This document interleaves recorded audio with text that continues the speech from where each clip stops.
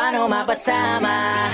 O paano ba sumali sa dinami-daming nagpakawalang atake? Baka kailangan kong maghulog ng barya para madagdagan pa ang oras ko dito kung sakaling mabato man ako ng mabato.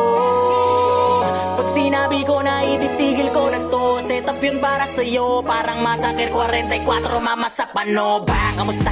Balita ko, kapos na yung bawat tira na pahaging saan na napunta. Inaabangan ko pa naman parang ambagan sa inuman. Ako yung madalas na pulutan sa kwentuhan, hindi ba naubos yan? Pero kahit na ganoon, sinasanay ko aking sarili. Ganyan talaga pag mabait ka, lahat ay nawiwili. Kaya dapat pinipili, pag-isipan na mabuti. Walang masama na kumilatis kaysa sa huli kang magsisi. Naranasan ko na rin yan, yung tipong walang pagkakataon na mapakinggan at dumating sa puntong wala na ring malapitan. Sarili ko na lang ang This year, son, number 8, Blessing, Libera!